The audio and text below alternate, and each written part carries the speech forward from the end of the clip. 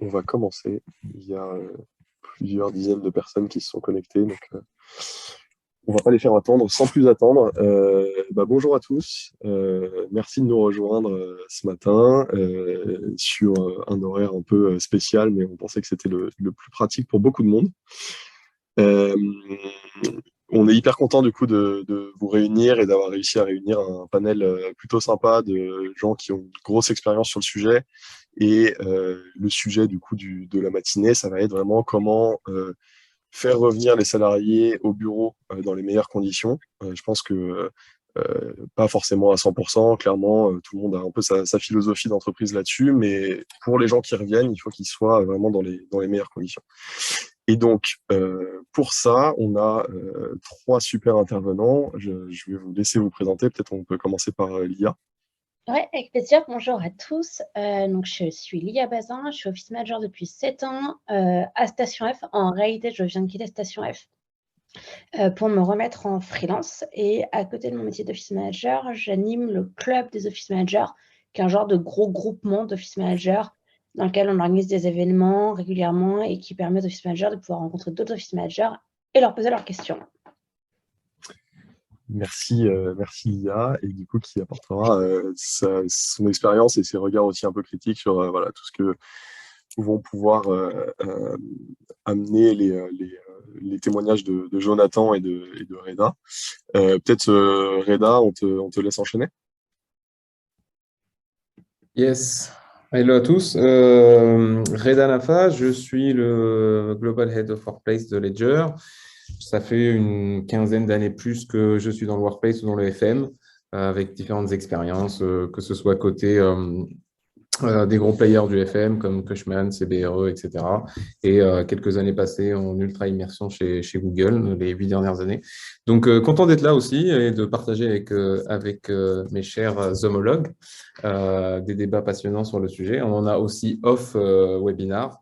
Donc, cool de pouvoir partager avec vous, répondre aux questions, discuter un petit peu des sujets qui sont un peu au centre des discussions de tout le monde. Voilà. Top, merci Reda. Et Jonathan pour conclure. Merci Vianney. Donc Jonathan Lasserre, moi je gère l'employé expérience chez Soars qui regroupe le workplace et puis quelques sujets assez orientés people. Comme on est encore une petite équipe, on est obligé de tous faire beaucoup de choses. Je suis effectivement ravi d'être là pour discuter du futur of work et workplace. Pareil, j'ai bossé aussi dans d'autres boîtes de la French Tech, type Alan ou Algolia, dans lequel on a mis en place des politiques assez intéressantes et sur lesquelles dont on va pouvoir parler durant ce webinaire. Et ravi d'échanger aussi, effectivement avec tous les trois. Top, merci à tous les trois. Et du coup, je conclue très rapidement. Moi, je suis Vianney Goater et je suis CEO et cofondateur de Descare. Et nous, on fournit une solution d'organisation du travail hybride. On va entrer direct dans le vif du sujet et dans ce qui intéresse un peu les spectateurs. Donc, récemment, tous les salariés ont un peu pris leurs petites habitudes et leur confort en télétravail. Pour certains, ça a été un peu plus dur de revenir que pour d'autres. Il y a aussi pas mal de cas un peu spécifiques. Ça peut être les équipes tech, ça peut être des personnes qui ont déménagé pendant le confinement, des choses comme ça. Et d'ailleurs, j'en profite pour vous dire, n'hésitez pas à poser vos questions justement dans la section Q&A et à upvote ou downvote, enfin plutôt upvote les questions qui sont les plus pertinentes, on y répondra. Voilà, la première question, c'est comment concrètement dans vos entreprises respectives, quelles méthodes et quelles pratiques vous avez mis en place pour faire revenir les salariés dans les bonnes conditions? Si quelqu'un veut prendre la parole. La première chose, c'est de se dire qu'il n'y a pas une solution qui fonctionne pour tous. Donc, tout le monde doit adapter et être le plus proche de son business et de ses utilisateurs possible pour comprendre la meilleure façon de les faire revenir.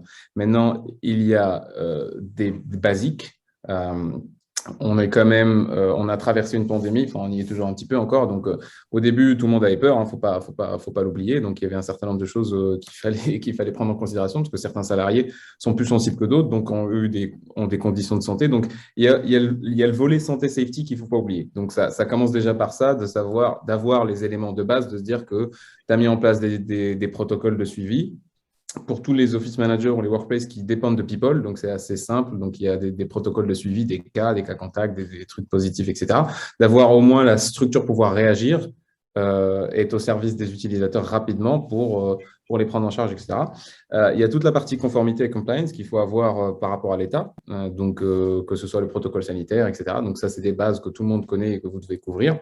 Après, il y a ce que vous faites au niveau de votre culture en mettant les gens au centre et de la safety.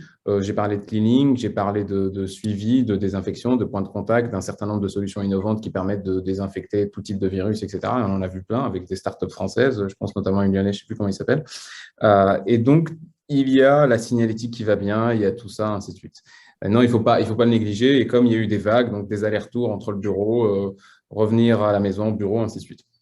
Sur le reste, il y a tout ce qui va être, en gros, expérience et culture.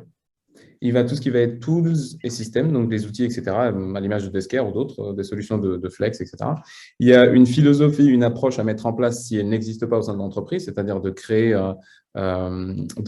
un modèle agile ou hybride ou flex de travail. Donc, il faut aussi le penser, le mettre en place et le mettre à disposition des utilisateurs. Et après, le powered avec une solution comme Desker ou n'importe quel autre soft. Et il y a l'innovation qu'on met autour. Donc, concrètement, il y a les choses de base qui sont faire en sorte que le bureau soit prêt à recevoir les gens, que ce soit au niveau des safety bubbles ou de la signalétique ou des choses comme ça, etc. Faire une expérience qui ne va pas être traumatisante sur le retour, ultra trop présente avec le Covid, des affiches partout, les capacités des salles de réunion, etc. Bon, c'est bien d'avoir des lingettes et du gel un peu partout, mais ça va faire la 3e année, donc ça peut passer en second plan en gardant une espèce de dialogue, de se dire que c'est du common sense, que tout le monde garde un peu de distance, que si on est 12 dans la salle, on aère, ou bien il y en a qui sortent, ou on met les masques, ainsi de suite. Mais bon, l'idée, c'est de créer un environnement où les gens se sentent bien, où ils ont envie de venir parce qu'ils se disent que c'est propre, c'est désinfecté, c'est OK, ainsi de suite. Et qu'il y a aussi une action de l'entreprise sur le fait qu'on est tous responsables et tous engagés dans le SUS. Donc, c'est une espèce de chaîne de confiance et de responsabilité. Donc, par la suite, il faut faire les basiques.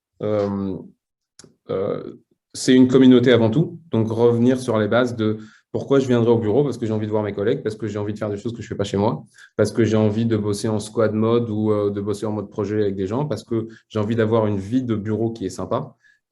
Et la ponctuer de choses de base dans un premier temps. L'idée, ce n'est pas de forcer les gens à revenir, mais c'est de leur donner envie. Et que ce soit des choses basiques comme des apéros, des petits déjeuners, des fruits, des snacks, des choses comme ça, on passe forcément par une phase conviviale pour faire appel. Et après, il faut vraiment recréer une dynamique pour faire comprendre aux utilisateurs que l'entreprise a compris qu'on ne va plus travailler comme avant, qu'on va être dans une expérience et une approche au travail qui est complètement différente. Ça va rejoindre peut-être d'autres sujets dont on va discuter aujourd'hui, mais qu'il faut aujourd'hui s'adapter, voir les choses autrement et effectivement mettre les besoins des utilisateurs au milieu et agrémenter autour de technologies, de systèmes d'innovation, de culture et d'expérience pour qu'ils se sentent bien. Et que ce soit pour venir juste prendre un café, avoir des réunions intéressantes ou travailler en mode projet, voir les autres travailler une après-midi, enfin, peu importe. L'idée, c'est que chacun y trouve son équilibre. Et ça commence forcément par cette base-là de produits d'appel, en quelque sorte, de ramener de la convivialité, de la légèreté.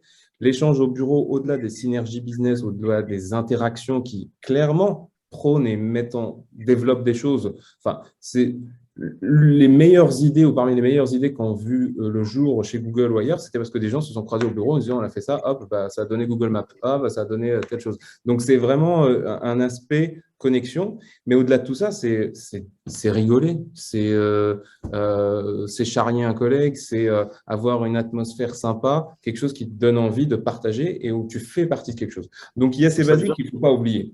Ok, ça veut dire que vous avez organisé par exemple des événements spécifiques pour le retour au bureau? Genre concrètement, c'était quoi? C'est passé par le jour des annonces, vous avez fait des événements, c'est passé par des petits déj ou qu'est-ce qui a changé en fait avant le Covid pour faire revenir les gens?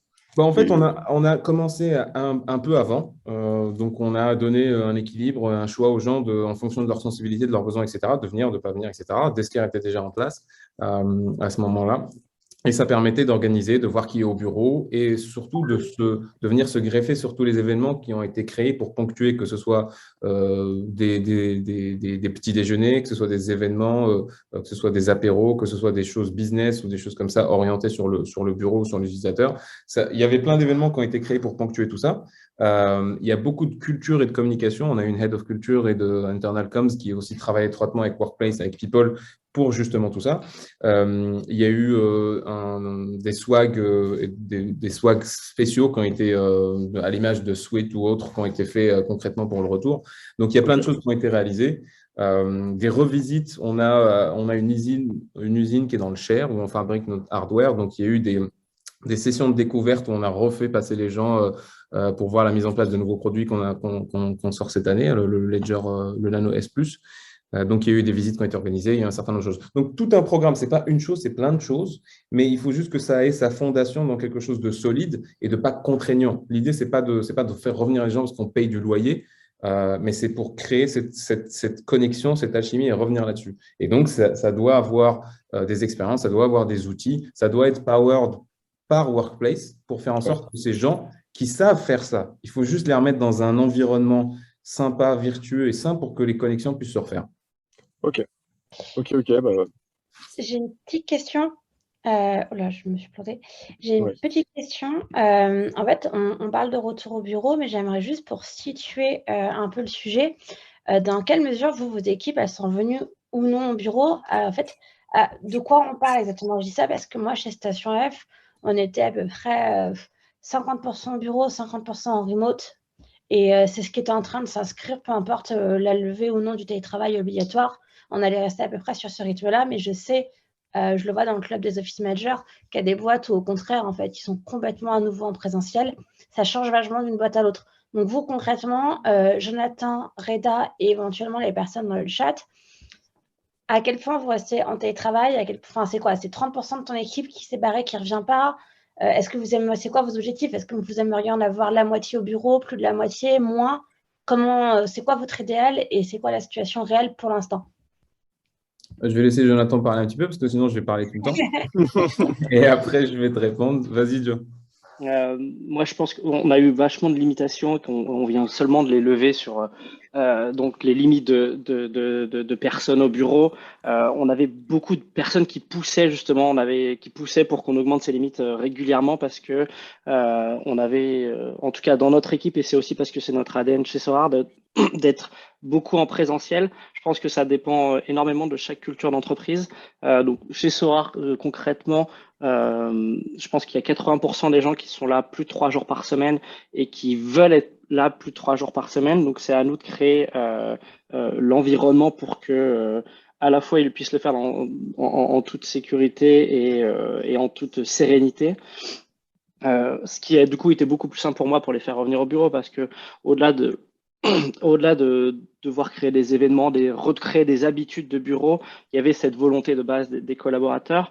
En revanche, chez Alan, on avait eu effectivement pendant le Covid et suite au Covid, pas mal de gens qui étaient partis de la région parisienne. En fait, ils avaient décidé de se mettre en remote parce qu'ils voulaient quitter la région parisienne et non pas parce qu'ils voulaient être en remote. C'était plus un sujet de localisation plutôt que de travail au bureau. Et du coup, l'objectif de revenir au bureau était un peu plus compliqué à ce niveau-là. Chez Alan, en tout cas, on avait vraiment cette culture du remote et ramener les gens au bureau était beaucoup plus complexe.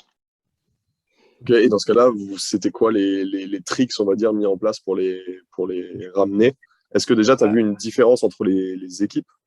Est-ce qu'il y avait des… C'est pas vraiment. Alors, moi, j'ai l'impression, en tout cas, et ça, c'est plus une impression, je n'ai pas de chiffres pour confirmer ça, mais j'ai l'impression que typiquement, les collaborateurs qui partent de Paris, ou en tout cas qui vont beaucoup plus facilement en remote, la population d'ingénieurs, elle est quand même majoritaire, en tout cas, dans cette typologie de personnes qui, en fait, quittent la région parisienne pour aller vivre autre part. et travailler de manière plus régulière en remote. Chez Alan, ce qui a été pour nous clé, ça a été de faciliter le retour au bureau de manière grâce à des outils. En tout cas, c'était l'objectif, c'est grâce aux outils réussir à faciliter ce retour au bureau. Et Comme aussi, quoi, par exemple? Comme quoi, comme outil? c'est tout bête, mais c'est des outils comme celui que vous proposez où en fait on va facilement comprendre où sont mes collègues, est-ce qu'ils viennent au travail ou non. Enfin, donc on essaie de développer des systèmes similaires.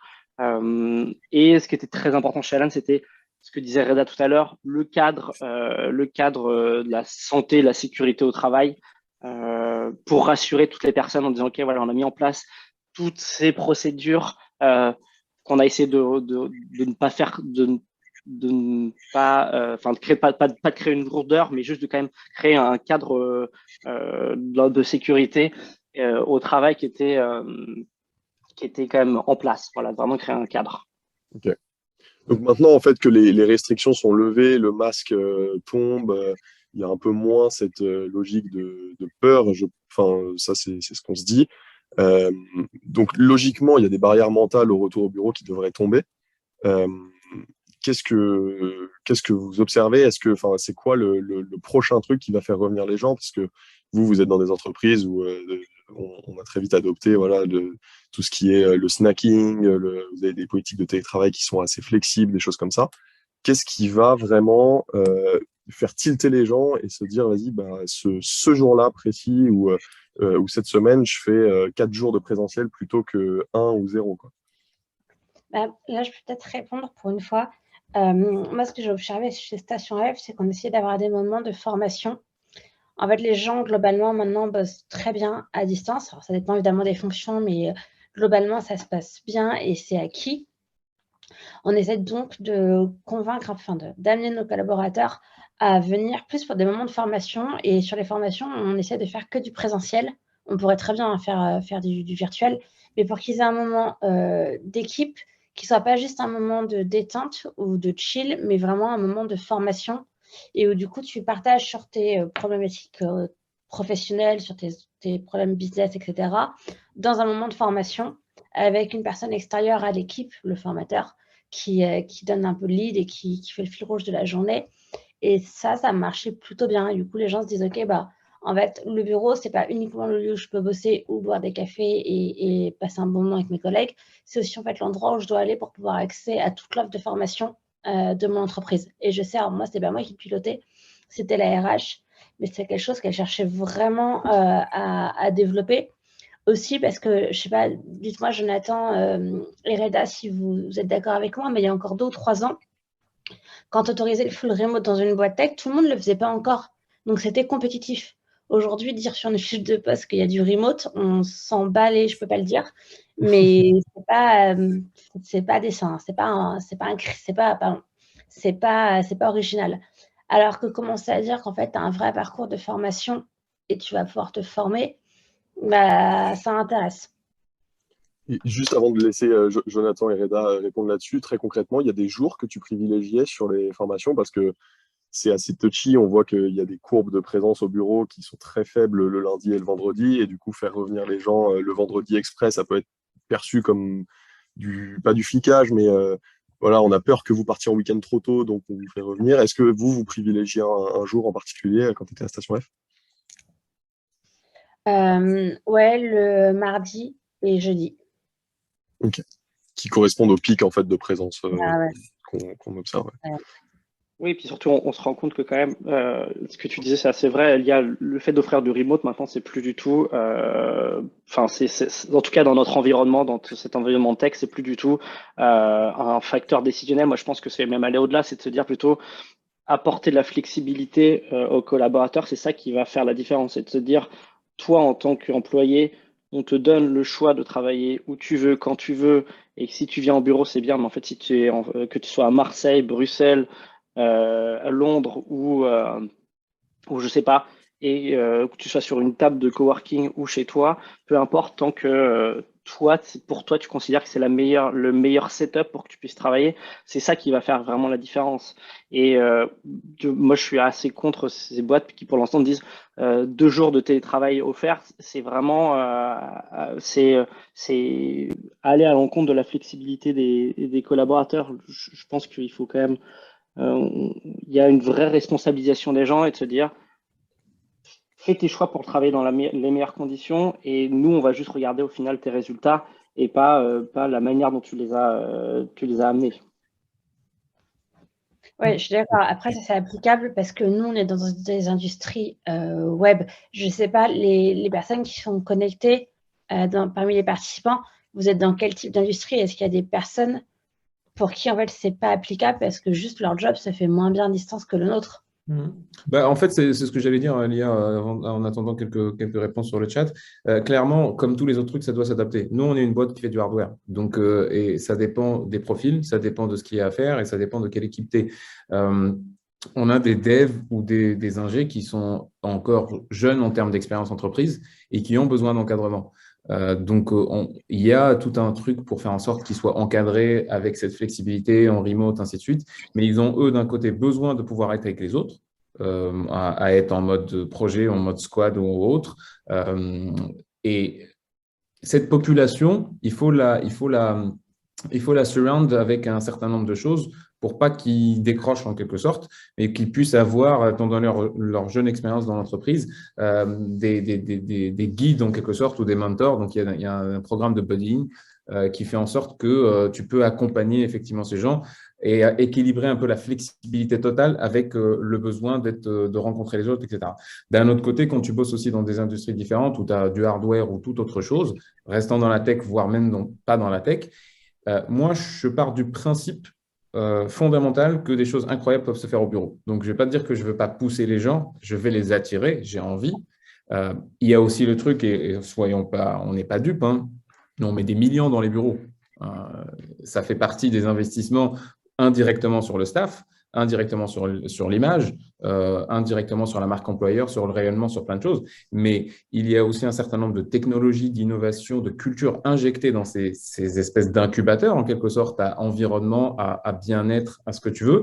Et l'idée, c'est de dire, il y a aussi des choses très sympas qui peuvent se passer là-dedans, sans pour autant mettre à mal la flexibilité, etc. Mais voilà, il faut encore une fois adapter en fonction. Nous, on a des créatifs, on a des ingés, des devs, etc., etc., etc. Il y a des fonctions support, hein, comme dans toutes les boîtes. Donc, il faut adapter cette solution et garder à l'esprit, comme tu dis, que il n'y a pas one size fits all. Ça ne marche pas pour tout le monde. Donc, il faut vraiment, et c'est là où le workplace intervient, c'est là où vous tous vous intervenez. Comme disait Jonathan, notre rôle, c'est de trouver des solutions et de power ces solutions avec de la technologie, avec de l'innovation, avec des outils, avec de l'expérience, avec des choses qui ont été utilisées ailleurs, avec des retours d'expérience et autres, pour pouvoir trouver la meilleure combinaison de solutions possibles pour vos utilisateurs et votre business. Ok, hyper clair. Et là-dessus, du coup, ça permet d'enchaîner sur ce que tu disais sur le rôle du workplace en fait, dans ta politique people. En fait, on est passé, typiquement, c'est assez marrant ce que tu as dit au début pour te présenter, Jonathan, où tu es passé en fait, d'un rôle de workplace à un rôle d'employee experience qui va mêler du workplace, mais pas que. Aujourd'hui, le workplace est quasi indissociable de ce que tu mets autour, de la politique de télétravail, des choses comme ça. Comment ça se manifeste, en gros, le fait que, concrètement, chez vous, le fait que votre stratégie workplace, elle soit orientée people, en fait, people-centric. Est-ce que déjà, est-ce que le workplace management dépend des RH ou travaille avec les RH en permanence? Et ensuite, quelles sont les mesures concrètes qui sont prises pour que, justement, ça vienne renforcer la marque employeur? C'est un bon premier exemple que tu fais, c'est qu'effectivement, moi, j'ai l'impression que historiquement, le workplace, donc les services généraux dans les boîtes plus classiques, étaient très rattachés au sujet financier, donc à la direction administrative financière. Et on se rend compte que dans notre environnement, moi, au début de ma carrière, j'étais vraiment rattaché au DAF et pendant assez longtemps. Et là, on a transitionné depuis quelques années vers un lien plus proche avec le people. Et effectivement, moi, je travaille main dans la main avec les équipes people tous les jours parce qu'on parle d'employee experience, c'est ce que tu disais. Donc, c'est à la fois le workplace, mais comment ça s'intègre dans cette stratégie globale de people. Et nous, notre rôle, c'est de se rendre compte de qu'est-ce que le collaborateur il a besoin pour travailler dans de bonnes conditions. Donc, c'est ce que je disais tout à l'heure. C'est de proposer une expérience qui sera équitable à tous les collaborateurs, peu importe où ils travaillent. Donc, c'est le bureau, effectivement, parce que, comme disait Reda, on est dans des sociétés qui essayent de mettre le paquet sur ces bureaux pour que ce soit un endroit qui attire les talents et qui soit un peu le fer de lance de cette marque employeur. Mais aussi potentiellement comment on équipe et comment on donne une expérience équitable aux collaborateurs qui ne vont pas, qui ne viennent beaucoup moins au bureau, donc des gens en remote, des gens en hybride. Donc vraiment, c'est réfléchir ta stratégie workplace, pas sur un lieu qui est ton bureau, mais sur tous les lieux où potentiellement les collaborateurs vont travailler. Comme je disais tout à l'heure, Marseille, la table du coworking, peu importe où c'est. Et ça a vachement évolué suite au Covid et aux nouvelles méthodes de travail qu'on a, qui ont été définies, ou en tout cas qui sont développées suite au Covid. Et juste, par exemple, ce que tu disais, en dehors du bureau, ça passe par des services à domicile, par exemple? Vous proposez ça? Nous, on utilise notamment un service qui s'appelle Flix, que je recommande beaucoup et qui permet en fait de proposer des équipements à la fois informatiques et du mobilier en leasing pour l'entreprise. Et donc, c'est proposé à chaque collaborateur qui va en fait choisir dans un catalogue ce dont il a besoin. Donc, il va prendre un bureau s'il en a besoin, mais il n'y a peut-être pas besoin d'écran, donc il ne va pas en prendre. Donc voilà, c'est offrir un cadre de travail à chaque collaborateur selon sa situation. Et ça, c'est vraiment être people-centric et être moins orienté immobilier. Vraiment, ce sujet, on ne se focus que sur nos bureaux, même si on en fait quelque chose d'incroyable. On regarde le collaborateur et pas le sujet immobilier en priorité. Ok. L'IA, Reda, c'est des choses que vous retrouvez, vous, de se décentrer un peu du workplace pour aller vers des sujets de contentement de l'employé au sens large? Ouais, clairement. Moi, j'ai l'impression que c'est ce qui a commencé très fortement au début du Covid, où dans un premier temps, on a essayé d'équiper, d'un point de vue vraiment logiciel, les personnes à avoir accès aux dossiers, enfin tout dématérialisé à fond. Moi, j'avais des clients à l'époque, j'étais pas à Station F, j'étais en freelance, et j'avais des clients qui n'avaient pas de Drive, qui n'avaient pas de Notion, enfin pour qui c'était un petit peu nouveau. Et même moi, sur mon métier d'office manager, il y avait plein de choses qui n'étaient pas adaptées au fait de faire du télétravail, donc on a dû s'adapter à ça. Et une fois que ça s'était fait, que l'entreprise pouvait en fait être efficace, enfin efficiente, peu importe où ses collaborateurs sont, on a commencé à s'intéresser aux conditions de travail de nos collaborateurs. Et du coup, regarder un peu, OK, qui est mal installé, qui a besoin de quoi. Et Flix, c'est typiquement le genre de solution que j'essaie de mettre en place. Ok, donc c'est vraiment une offre de service autour du travail en général, plutôt que simplement du bureau, le lieu, quoi. Ok. En fait, on essaie enfin moi en tout cas, je considère qu'au bureau, il y a à la fois le workplace, mais il y a aussi une partie team building qui est importante, / QVT, des services qui sont liés plutôt à la santé, et je mets le snacking dedans. Je vois pas pourquoi en fait mes collaborateurs, quand ils sont en télétravail, seraient privés de ça. Ouais. Pour moi, il faut qu'il y ait une continuité maison-travail, et aussi dans des raisons d'efficacité, mais aussi par un souci d'équivalence dans le traitement de mes différents collaborateurs. Ouais. En fait, je ne veux pas qu'à la fin, quelqu'un ait plus de pertes en restant au bureau qu'en étant chez lui, ou inversement. Ouais, tu as des notions d'équité aussi. Ok. Reda, c'est un truc que tu retrouves toi aussi quand tu fais des aménagements workplace. Est-ce que, c'est quoi le lien avec les HR chez les durs?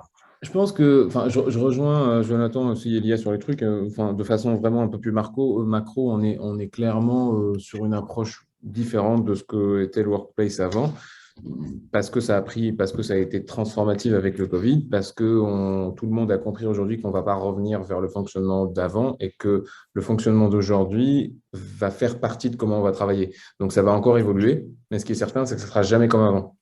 Donc, ça ne sert à rien d'aller à contre-courant. Surtout que c'est des choses qui fonctionnent. Donc, l'idée, c'est vraiment de s'inscrire là-dedans. Ce que disait Jonathan tout à l'heure, c'est vraiment pour trouver les réponses facilement, il suffit juste d'aligner l'équation dans le bon sens et de mettre les utilisateurs au milieu, c'est la chose à faire. C'est pour ça que ça a du sens que quand du workplace reporte à du people ou du CPO, des choses comme ça, à défaut d'avoir une grosse organisation real estate workplace, comme il y a dans certains grands groupes de la tech.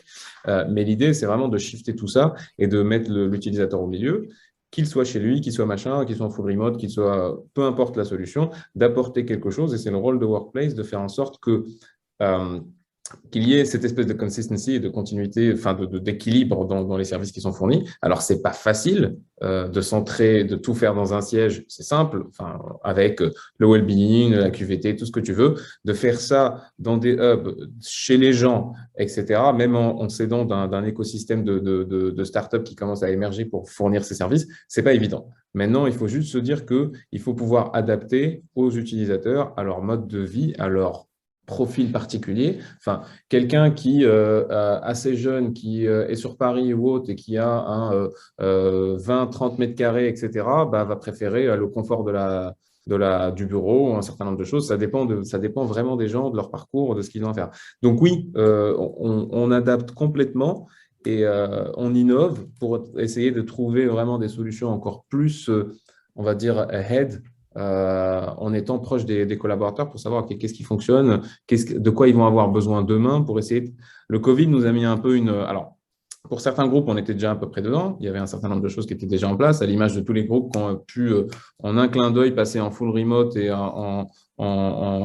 avec la techno qu'ils avaient déjà. D'autres n'avaient même pas la possibilité de travailler à distance. Donc, l'idée, c'est vraiment d'être proche des collaborateurs et des users pour savoir qu'est-ce qui fonctionne. Qu'est-ce qui fonctionnerait mieux? Qu'est-ce qui va fonctionner demain? Ça va être quoi les besoins? C'est le type d'interrogation que des gens comme nous ont sur le temps qu'ils ont de dispo pour dire, OK, Jonathan, OK, demain, tu penses que ça va être quoi le délire? Qu'est-ce qu'il va falloir qu'on anticipe?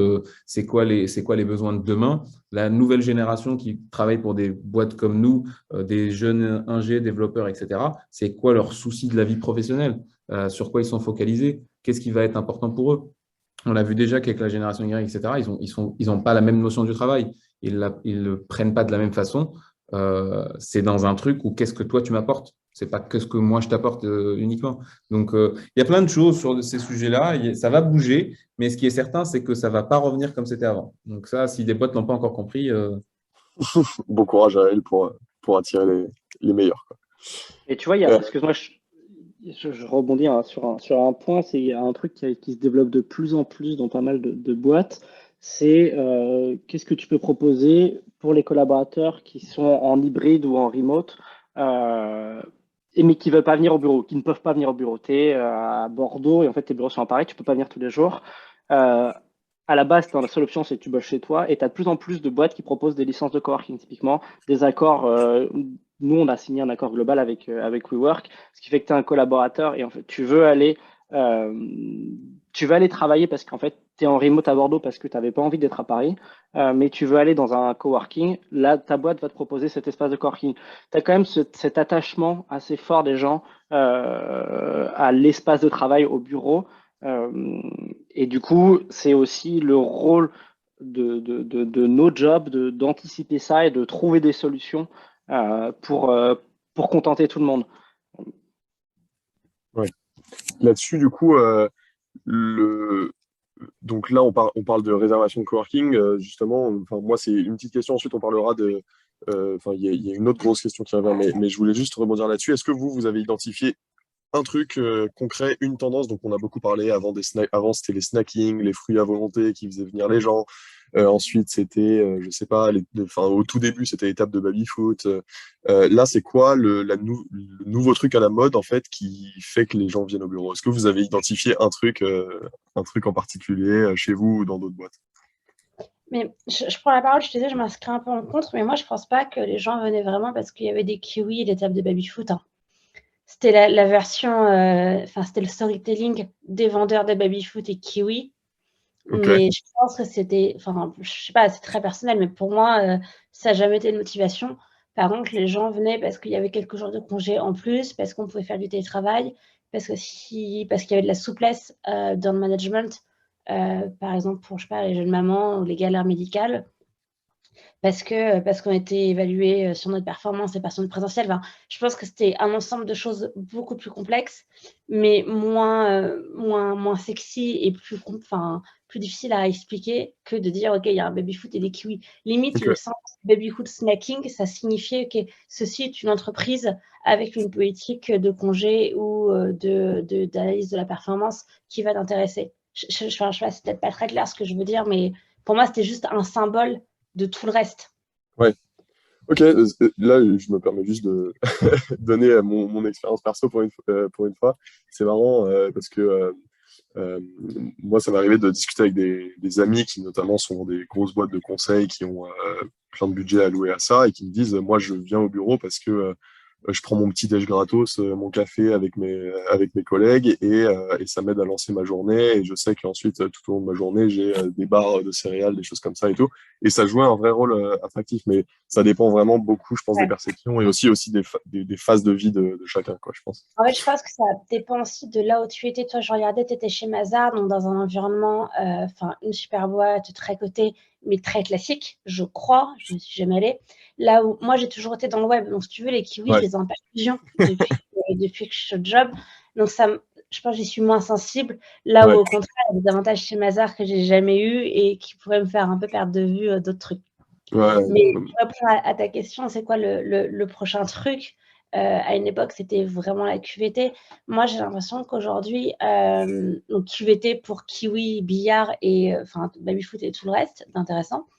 Moi, j'ai l'impression qu'il y a une très, très grosse sensibilité aux politiques RSE, aux enjeux sociétaux, climatiques et que moi, je vois de plus en plus de candidats qui nous challenge un petit peu sur ça et je parle de candidats qui ont l'embarras du choix, des personnes bien formées dans des jobs en pénurie et qui en fait font leur petit marché et sont en capacité de choisir leur employeur.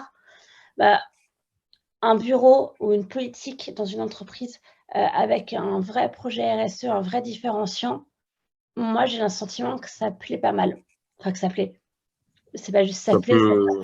vole, mais en fait ça correspond à une préoccupation des personnes qui rentrent sur le marché de l'emploi, de celles qui sont déjà a un enjeu sociétal très fort et c'est quelque chose dont les entreprises se saisissent à la fois par conviction, à la fois par opportunisme aussi, mais aussi, je pense, parce que c'est un vrai changement et ça commence doucement à se répercuter dans tout ce qu'on fait. Moi, je le vois dans le métier d'office manager. Là où il y a une Ok. époque, c'était un peu du vernis, quoi. Ouais, non mais c'est vrai que la génération d'en dessous de nous, c'est hallucinant comment ils sont engagés, même on peut le voir sur les réseaux sociaux et tout, mais c'est pas du vernis, ça enfin, nous aussi on le voit et moi dans mes cercles d'amis, je suis un peu plus jeune que vous, mais ça se voit vraiment au quotidien. Peut-être en une minute parce qu'on doit enchaîner sur d'autres sujets après. Jonathan et Reda, un, une tendance workplace qui pourrait faire revenir les gens. Tu veux que j'aille? Ok. J'ai pas de solution miracle. Moi, je suis persuadé qu'il faut faire évoluer nos bureaux. C'est mon sujet principal pour les 2 prochaines années de toute façon parce j'ai des gros projets qui arrivent. C'est euh, c'est vraiment changer l'utilisation du bureau. Moi, je suis persuadé que si je pouvais supprimer les open space et les bureaux et juste faire un type forum à la romaine où tu peux tout faire et tu vas débattre, tu vas manger, tu vas vivre, tu vas échanger, un énorme espace où tu puisses tout faire. C'est tout bête, mais la station F, c'est plus, enfin, la Felicita est plutôt un bon exemple, je trouve. Ce genre, pour moi, c'est ça le futur du travail. On n'enlèvera jamais les bureaux, je le sais, mais en tout cas, c'est créer quelque chose, c'est donner envie aux gens. Et c'est tout con, mais tu vois, nous, on a ce terrain de foot qu'on a au milieu de notre bureau. Et ben en fait, ça fonctionne bien, ça fait venir les gens, ça fait parler, ça t'amène un truc en plus. Peut-être que c'est un sujet même d'émotion et comment tu arrives à toucher les gens. C'est ça. Après, j'ai pas de solution miracle, mais je suis persuadé qu'il faut faire évoluer nos bureaux Comment tu et te qu'on a besoin de voir. concentres, comment tu te concentres juste dans un environnement comme ça? Parce que c'est très vivant, mais comment Bien tu sûr, ouais. arrives En fait, tu viens peut-être que déjà, te concentrer. comme tu disais, enfin, je crois que c'est Lia qui disait tout à l'heure, c'est que peut-être que tu viens pas te concentrer en fait. Tu viens faire tout sauf te concentrer et tu vas te concentrer dans d'autres lieux, dans des tiers lieux, que ce soit chez toi, soit dans l'espace de coworking. Et puis tu as 1000 solutions, des phone booths, de ce genre de choses, des salles de réunion. Euh, donc c'est au lieu de créer des bureaux et derrière tu vas mettre des espaces de vie, tu vas créer un espace de vie et potentiellement tu auras quelques espaces de bureaux et de concentration. Et du coup tu Ok. réinventes un peu tout ça. Donc la concentration, en fait, elle devient minimale dans ta part de temps au bureau, quoi. C'est ça que je comprends. Potentiellement, Ok. on va dire que c'est une idée et on va voir comment ça se développe et peut-être que ce sera un échec ce que je mettrai en place, mais Reda, t'en penses quoi? Je rejoins Jonathan sur le fait qu'il n'y a pas de solution miracle. Ce que je disais tout à l'heure, vous devez vous imprégner de votre business, de vos équipes, des users pour trouver ce qui va fonctionner, ponctuer des choses qui ont toujours fonctionné, mais ajuster à ce qu'on dit depuis tout à l'heure, c'est qu'il faut penser les choses différemment et il faut donner aux gens ce qu'ils ont besoin. Et typiquement, oui. Enfin, ça serait con et très dommage que tu viennes juste au bureau pour rester, comme j'ai vu sur le chat, un casque sur les oreilles ou à checker tes emails ou à être dans ta bulle. Ça peut faire partie d'un certain nombre de choses, mais l'idée, c'est que tu puisses échanger, faire quelque chose que tu ne peux pas faire chez toi ou dans un coworking, un WeWork ou ce que tu veux. Ouais. Mais on est en train de travailler, on a aussi des gros projets côté Ledger pour l'année prochaine. Et donc, il y a beaucoup de travail et de brainstorming au sein de Workplace actuellement là-dessus, sur à quoi va ressembler le bureau de demain. Et quand j'ai le bureau de demain, c'est ce qu'on essaie de faire, c'est de se dire, un peu ce que disait Jonathan, mais c'est une combinaison de différentes choses. Et en gros, c'est une espèce de succession d'expériences différentes avec plusieurs communautés différentes au sein d'un même endroit. L'idée, c'est que ça soit un lieu de vie. Les trucs classiques où tu peux faire un massage, faire du sport, etc., tout ça, c'est sympa, manger. Mais en gros, tu reprends les basiques des cercles qui font un environnement sympa et de la joie. Manger, rigoler, Ouais. boire, interagir, être stimulé intellectuellement, être enrichi par les échanges, etc. Mais tu mets tout ça autour d'une boîte avec plusieurs types d'expériences. Une expérience de coworking au sein même d'un bureau, une expérience de sport, une expérience d'événement, une expérience de plein de choses, mais dénuée de tout ce qui n'a pas de valeur ajoutée à créer une synergie, une alchimie et une cohésion. Donc, tu peux checker tes emails chez toi, mais si tu veux checker les emails au bureau, c'est OK aussi, en fait, et il y aura un petit truc pour que tu puisses le faire. Mais l'idée, c'est de forger ça sur une approche différente et essayer d'anticiper sur comment les choses vont être pour les prochaines années, quoi. Ouais. Ok. Justement, vous êtes un peu tous dans des projets immobiliers assez gros en ce moment, soit terminés, soit futurs. Comment ça s'est traduit et c'est quoi une feature, on va dire, de vos nouveaux bureaux dont vous êtes vraiment fiers et que vous pensez avoir un impact vraiment sur la qualité de vie au travail, l'image employeur et tout. C'est parce que ça peut donner des idées aux gens qui nous écoutent. Il y en a beaucoup aussi qui sont dans des projets immobiliers et il y a plein de trucs à faire. Mais donc, vous, concrètement, est-ce qu'il y a un truc dont vous êtes fiers dans cet aménagement? Moi, il y a un truc, je prends la parole en première parce que c'est plus marginal. En fait, je suis à Station F, donc Station F, c'est très, très particulier et on est une petite équipe et on a des bureaux, mais c'est un vieux open space, on s'en fiche un peu parce que par contre, on a l'ensemble de la Station F qui est très canon. Et il y a un truc qui est rigolo à Station F, et c'était pas du tout pensé par rapport au workplace ni rien. C'est juste que c'est un lieu où il y a des œuvres d'art, parce que Xavier Niel, le dirigeant de Station F, aime bien l'art et a les moyens d'en acheter et de nous en coller un peu partout. Et en fait, c'est rigolo parce qu'on aime ou on n'aime pas les œuvres d'art qui sont à Station F. Mais là, il y en a une récemment qui a été affichée. Et en fait, j'en parlais avec des collaborateurs qui, certains aiment, certains n'aiment pas. Mais certains disaient, bah, moi, j'aime bien et de temps en temps, du coup, je suis content quand je viens au bureau de me dire que je vais pouvoir voir des œuvres d'art. Et j'avais trouvé ça assez rigolo. Alors, bien sûr, toutes les entreprises n'ont pas les fonds de Niel derrière pour acheter des œuvres d'art. Mais j'avais trouvé ça marrant comme réflexion de se dire que le bureau pouvait aussi être un lieu de sortie. Comme tu sors de chez Watt pour aller acheter un truc bon à manger, pour faire une expo, pour voir un concert ou des potes. En fait, au bureau, c'est aussi un endroit où tu t'inspires culturellement, professionnellement, humainement. Et voilà, c'est tout ce que je voulais dire. À vous les micros. Fin de mon intervention. En plus, ça fait parler, en fait. C'est que qu'on aime ou qu'on n'aime pas. Moi, je le vois, hein, à Station F, la Ah oui. structure gigantesque qui a été mise devant. On aime ou on n'aime pas, mais c'est vrai que ça nourrit les discussions à la machine à café. Ça booste un peu l'imaginaire des gens. C'est vrai que c'est spécial et ça introduit une ambiance. Et c'est ultra vrai, en fait. Après, bon, encore une fois, moi, je suis un partisan des bureaux et de ce que ça peut faire. Donc, oui, transformer le bureau en un lieu de vie où, comme disait Elia, tu viens parce que ce soir-là, au bureau, on fait un truc le soir, à une projection de quelque chose, parce qu'on a des walls vidéo qui permettent de faire des trucs, ou on projette un film sur le mur du rooftop ou un truc comme ça. Donc, oui, c'est clairement ces choses-là qui font que tu inverses la tendance de dire tu n'associes pas ce truc uniquement avec du travail, mais tu l'associes avec une expérience, Ouais. avec du fun, avec machin, etc. Et oui, clairement, avoir des expos, avoir des choses. Alors, il y a plein de choses sur lesquelles on a travaillé pour le futur siège de Ledger, de l'art, des NFT, des expériences interactives, qu'elles soient audio, vidéo, digitales, immersives, etc.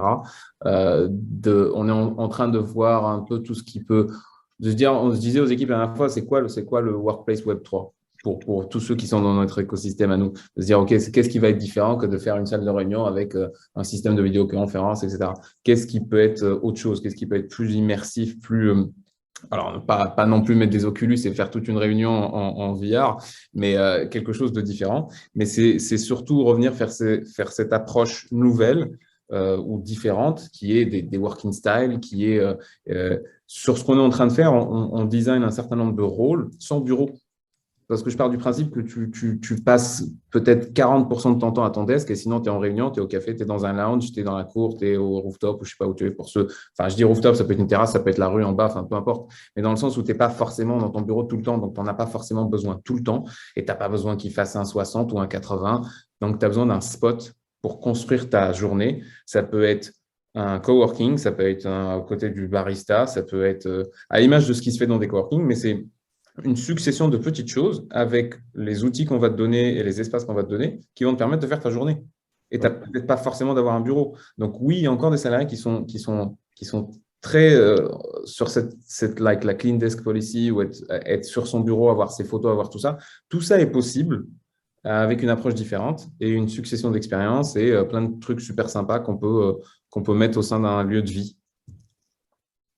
Jonathan, toi, il y a une feature particulière dont tu es fier pour vos bureaux actuels Ouais, t'imagines? c'est vraiment, voilà, effectivement, le bureau actuel, nous, notre petit terrain de foot, on en est tous super contents, mais disons, on en a mixé l'utilité. C'est une salle de réunion plénière et aussi un terrain de foot, et je pense que c'est aussi ça important parce que ça reste des mètres carrés. Notre prochain projet, on est vachement en amont, mais je pense qu'on aura des réflexions assez similaires à celles de Reda, puisqu'on est un peu dans le même écosystème. Nous, on est aussi très liés au sport, donc il y a des grosses attentes des collaborateurs sur des sujets sportifs. Sur un des bâtiments que j'ai visité, il y avait un bowling qui était potentiellement prévu dans les bureaux. Donc, il y a vraiment tout et n'importe quoi, mais parce que ça correspond aussi à l'ADN des collaborateurs. C'est juste que chez Sorar, les gens sont des sportifs et aiment avoir accès à des endroits un peu particuliers pour ça. Moi, il y a un truc tout bête, mais c'est une recette qui a toujours fonctionné.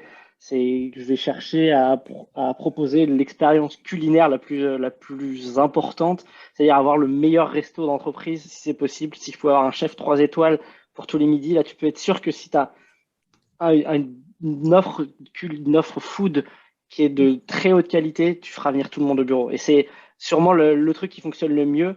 Moi, je l'avais chez Algolia, on avait un super rieux, et je venais au bureau juste pour ça parce qu'en fait, tu manges mieux qu'au restaurant et que ça sera mieux que chez toi, ça sera mieux. Et c'est incroyable. Honnêtement, c'est vraiment c'est pas pour rien que quand tu vas chez Google, Facebook, Twitter, il y a 17 restaurants dans leur cafétéria et qui te proposent toutes les possibilités de restauration. C'est juste que c'est le meilleur moyen d'attirer les gens et c'est tout bête, mais c'est encore une histoire d'émotion. C'est que tu es trop content de bien manger et de chaque jour avoir quelque chose de nouveau dans ton assiette. Tu vois. Ça c'est super fort. Et de toutes les visites que je fais de bureau, le seul truc que je retiens, c'est comment j'ai mangé, clairement. C'est énorme. Et parce que, en plus, c'est marrant parce que, tu vois, on entend vachement parler typiquement, genre, l'atout phare de certaines boîtes pour recruter des gens, c'est la carte Swile, tu vois, combien on te donne en ticket resto pour aller manger et tout. En fait, là, toi, ce que je comprends, c'est l'investissement vaut le coup d'avoir bête de resto l'entreprise, quitte à mettre moins de swile ou je sais pas quoi, et en fait d'offrir une expérience culinaire énorme à tous les employés. C'est un investissement vraiment, mais qui paye en termes de retour des En employés au fait, bureau. ouais, c'est un double investissement. C'est qu'à la fois, il faut voir ça comme pour l'entreprise, elle a tout à gagner. C'est-à-dire que tu investis très fort dans tes bureaux. Donc, tu veux que les gens viennent. Du coup, Ouais. tu proposes une expérience food qui est importante. Et cette expérience food, au-delà d'être un perks individuel, c'est aussi un perks collaboratif. C'est-à-dire que tu vas dire, OK, moi, chez moi, dans mes bureaux, j'arrive à regrouper les gens autour de ce sujet de la nourriture. Les gens viennent, vont manger ensemble, vont échanger, vont passer du temps. Et c'est pas du temps de travail, c'est du temps juste de rigolade. Et c'est aussi ce que tu cherches à créer. Donc, il faut pas se cacher. C'est pas un truc purement, comment dire, c'est pas juste parce que ta boîte veut créer un lien social. C'est intéressant pour elle de regrouper ses salariés au même endroit, qu'ils puissent avoir cette serendipity, comme on dit en anglais, ce truc qui n'apparaît que de temps en temps quand tu arrives à discuter. Dans des endroits un peu différents du bureau. Donc ouais, non, c'est vraiment créer de l'émotion et créer en fait ce rassemblement autour d'un lieu, pas forcément du bureau. Et moi, si je pouvais enlever Swile et juste proposer un chef 3 étoiles, je le ferais. Parce que je crois vraiment à ça. Après, c'est encore les problématiques d'équité, de gens qui sont pas là, qui travaillent en remote, et il faut aussi les prendre en compte. Mais essayer de trouver c'est pas forcément de l'égalité, c'est pas fournir la même chose à tout le monde, c'est de l'équité. C'est de se dire, OK, avoir une expérience qui est correspondante pour toutes les typologies. Ouais, mais c'est là où moi je te dis, enfin, je suis carrément d'accord avec toi. Moi, je suis un ultra foodie et genre les années que j'ai passées chez Google, genre on sortait même pas manger dans le quartier tellement le truc il était ouf. Donc je suis mais ultra partisan de ça, de trouver la meilleure. D'ailleurs, j'avais un ranking des meilleurs restos de Google sur, enfin, de tous les sites, enfin IMIA sur la zone dont je m'occupais. Mais je te rejoins carrément là-dessus. Et après, moi, le kicker là-dessus, je disais, ouais, mais genre, mec, viens au bureau. Je sais que les QT, tout ça, mais on va te donner une carte Swile, mais si tu veux vraiment kiffer, viens manger au restaurant. Donc, il faut bien qu'il y ait un petit truc en plus. Ouais. Ok, non mais c'est énorme. L'attrait autour de tout ce qui est food, je l'avais complètement sous-estimé par rapport à ce que tu dis.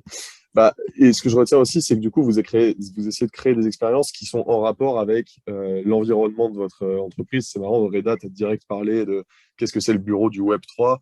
Jonathan, Sorar, c'est autour du foot, il y a un terrain de foot. En fait, c'est direct, vous transmettez la culture d'entreprise et même votre secteur d'activité en fait dans vos bureaux. Et c'est ça qui participe à créer la culture. Et même, tu vois, au niveau de l'art, bon, c'est différent parce que tout vient de la poche de Monsieur Niel, mais ça participe à créer un peu une sensibilité à tous les occupants de Station F. Donc vraiment, retranscrire l'image de la boîte dans ces bureaux, ça paraît vraiment important. Il y a, il y a, je pense il y a pas mal de questions, à la limite, sur lesquelles, ou des commentaires sur lesquels on pourrait rebondir, Vianney, sur le chat. Ouais. Il y en a une notamment de Wana, juste par rapport à ce qu'on disait sur la partie resto et compagnie. Encore une fois, par rapport au reste de toutes les solutions, l'idée, Wana, là-dessus, c'est qu'il y ait quelque chose, une solution pour tout le monde. Donc, oui, clairement, le temps de famille est important. Le tout de cette approche flexible, etc. Au final, pourquoi est-ce qu'on a shifté là-dessus? Parce qu'on a tous découvert que le work-life balance et la possibilité d'équilibrer en fait sa vie privée avec le travail était encore plus importante que ce qu'on pensait et a pris une part indispensable dans notre vie et pour notre équilibre. Donc oui, ce n'est pas uniquement centré de se dire, oui, si on fait un resto, c'est pour que les gens qui viennent, etc., ou les gens vont choisir de passer du temps en famille. Dans d'autres boîtes, on fait aussi des jours ouverts où tu peux venir avec tes enfants. Il y a plein de solutions qui se font. L'idée, c'est pas d'être aiguillé sur une typologie, mais c'est vraiment de toucher tous les profils et d'essayer d'avoir des solutions pour tout le monde. Donc, c'est vraiment la partie people-centric dont on parlait avant, c'est l'utilisateur avec ses différentes facettes au centre des solutions que le workplace doit mettre en œuvre, avec people, enfin avec les ressources humaines. Toujours avec le people. Petite question pratique, donc on parlait de mise à l'échelle de la stratégie workplace, vous êtes dans des boîtes qui on va dire, quasiment double d'effectifs tous les ans. vous faites des projets de bureaux d'envergure et en fait, il y a potentiellement directement un autre projet immobilier qui s'enchaîne après. Est-ce que vous allez pratiquer l'optimisation de vos places de bureau? Est-ce que vous allez toujours garantir du 100%? Est-ce que ça veut dire que du coup, vous prenez toujours une marge de sécurité pour prévoir la croissance dans un an et demi? Comment ça fonctionne? Est-ce que vous allez mettre en place un ratio de places par employé? Si oui, dans quelle dimension? Comment ça fonctionne pour des entreprises qui sont en croissance, du coup? Nous, chez Station F, on est moyennement concernés parce qu'on n'a pas vocation à changer de lieu, vu que notre business, c'est notre lieu d'une certaine manière. Par contre, sur les bureaux, on commence à le faire, avoir une politique de flex où je sais qu'on doit s'équiper d'un logiciel pour pouvoir déjà pour que les gens changent de bureau, parce qu'en fait, sinon, vraiment, on ne se voit plus. Et aussi pour ne pas trop étendre notre zone pour le staff et se dire plutôt, on va avoir un nombre resserré de bureaux et on se débrouillera pour tourner pour que ça marche bien. Mais on n'a pas du tout des enjeux workplace comme les Sorar et Ledger. Ok, mais donc vous pratiquez quand même l'optimisation et la rotation justement pour permettre de se contenir dans un espace restreint, même si la team augmente. Oui, Ok. on veut contenir l'espace et aussi on veut inciter les gens à changer de bureau, à avoir un peu plus de mobilité quand ils viennent. Parce qu'en fait, sinon, si tu prends quelqu'un qui vient que 2 fois par semaine et qui à chaque fois s'assied au même endroit à côté de la même personne, les chances de connaître l'équipe à la fin de l'année sont quand même très, très réduites. Ouais, c'est clair. On essaie de faire un peu bouger. Je suis très fan de cette solution que j'ai un peu découvert chez Alan à l'époque. Ils avaient ce mode de placement aléatoire et qui changeait tous les 3 mois. Et c'est hyper puissant pour que les équipes se connaissent. Ça évite que tu crées des silos d'équipes, que les commerciaux d'un côté, que les ingénieurs de l'autre, que le marketing de ce côté-là. Et en fait, tu mets en random toutes les personnes, ce qui fait que tu vas être à côté d'un ingénieur et d'un commercial et en 3 mois, en fait, tu as le temps de rencontrer cette personne, ça devient un point de contact, tu crées des liens avec ces personnes. Et le fait de changer régulièrement, ça te permet aussi de découvrir d'autres personnes. Moi, c'est quelque chose dans lequel je crois vraiment beaucoup et je pense que ça marche très bien. Il faut aussi savoir s'adapter parfois aux contraintes un peu business. Typiquement, tu as besoin d'être à côté d'une équipe ou d'une personne en particulier, mais tu as des solutions et je pense qu'il ne faut pas rester bloqué avec ce que les utilisateurs pensent avoir besoin, parce que si tu écoutes toujours tes employés, tu vas dire « Ah non, mais moi, il faut absolument que je sois dans la même pièce que cette personne. » Et en fait, tu réalises qu'ils travaillent ensemble 43 minutes par semaine ensemble et c'est tout. Et s'ils ne se voient pas, en fait, c'est pas grave. Donc, il faut savoir imposer certaines choses, sachant que nous, on a de la data versus du ressenti. Et je pense qu'il faut pas hésiter là-dessus. Vous avez de la data chez Sorar? La chance sur la présence. On a de la data sur la présence, exactement. Non, mais tu peux développer vachement de métriques sur énormément de points. Je pense que la data doit quand même driver un peu la manière dont tu vas utiliser tes bureaux, c'est une évidence. Ouais. Reda, l'optimisation chez Ledger, c'est quelque chose, ou le zoning, pour les personnes qui nous écoutent? Après, encore une fois, je vais dire un peu une espèce de réponse de Normand, ni oui ni non, mais dans le sens où ça s'adapte au business. Si je prends ce que disait Jonathan est super, super intéressant. Enfin, de pouvoir, ne serait-ce que même sur une période donnée, faire cette espèce de possibilité de mélange ou bien avoir un espèce de quartier en quelque sorte où le mélange est open. Après, on est sur des startups ou des scale-up, etc., où tu as des arrivées tous les lundis ou tous les mois, ou peu importe. Donc, il y a des new hires qui arrivent assez souvent. Et après, tu as les contraintes business de se dire, sur un business comme le nôtre, encore une fois, tu as du hardware, tu as du firmware, tu as du software, tu as des mecs qui doivent parler entre eux et il y a vraiment des interactions où genre, oui, il faut vraiment qu'ils se parlent. Après, nous, on a des équipes aussi qui ont des niveaux de sécurité où ils ne peuvent pas être avec d'autres, où tu as 3 niveaux de contrôle d'accès pour pouvoir y accéder, ainsi de suite. Mais l'idée est vachement importante de pouvoir pousser des choses et voir comment ça va réagir et ne pas juste essayer de faire en sorte que les utilisateurs soient super contents pour que tes surveys soient bien ou que sais-je. Mais il faut aussi tenter des choses et il faut aussi être très proche pour pouvoir discuter, etc. Vraiment avoir cette relation avec les gens, de se dire ça serait super cool si on faisait ça, qu'est-ce que vous en pensez, ainsi de suite. Et les challenger à essayer des choses nouvelles, quoi. Donc, ouais. Ok. Eh ben, on s'approche de la fin. Écoutez, j'en vois qui commencent à partir à aller déjeuner. Peut-être pour ceux qui veulent, on peut rester 5 minutes, sauf si, je sais pas, si les panélistes doivent y aller. Je crois que Lia, tu avais un Ouais, moi, je vais impératif. devoir filer, j'enchaîne avec notre autre chose. Ok. Mais merci à tous, merci à vous. Ben, À bientôt. merci beaucoup Lia en tout cas pour l'échange et puis à très bientôt. Et puis éventuellement, si certains ont des questions pour ceux qui restent, Jonathan, Reda, on peut rester 4-5 minutes et puis voilà. Bye bye. Merci Lia. Allez. À bientôt. À refaire effectivement Julia. Merci. Si vous avez des questions dans le chat, c'est maintenant. N'hésitez pas. Et, je pense qu'il faut scroller s'il n'y en avait pas déjà dans le chat pour y Ouais. répondre ou y réagir. Comme ça. Merci à tous. Merci Maëva, merci Clément, merci Thomas. Yulia, si tu veux, on va pouvoir discuter de ton sujet très particulier des EPI. Je serais ravi, je serais ravi d'en discuter avec toi. Je sais pas si elle est encore connectée, mais en tout cas. Et surtout que Jonathan est un spécialiste des EPI, et ça, il ne l'a pas dit. Ouais, bah attends. Ouais, non, mais attends, je suis hyper. Mais c'est Ouais. important. Oui, Oana, on est tous les deux utilisateurs du soft.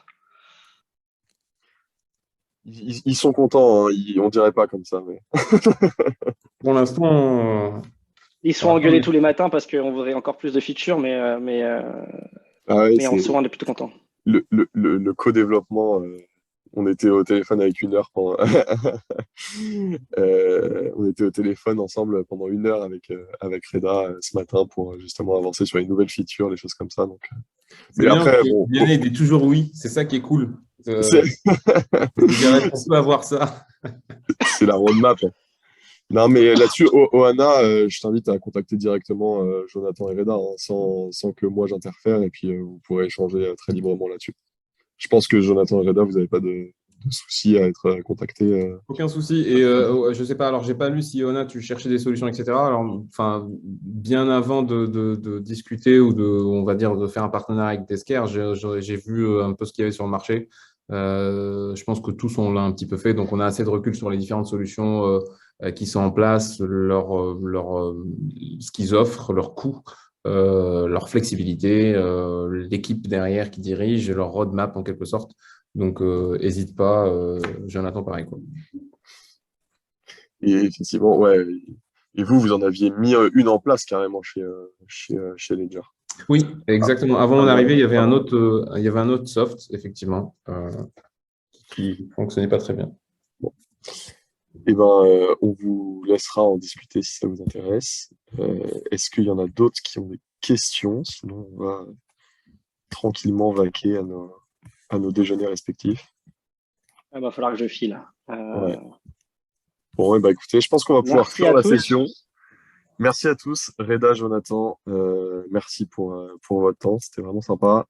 Et puis voilà, et n'hésitez pas à nous contacter moi-même si vous cherchez des solutions d'organisation de travail hybride, évidemment. Et puis Jonathan de Sorar et Reda de Ledger, si vous avez des questions sur leur organisation. Merci tout le monde. Merci à tous. Merci Vianney. Merci, au revoir. Salut Jonathan. Vendredi et un bon week-end. Ciao.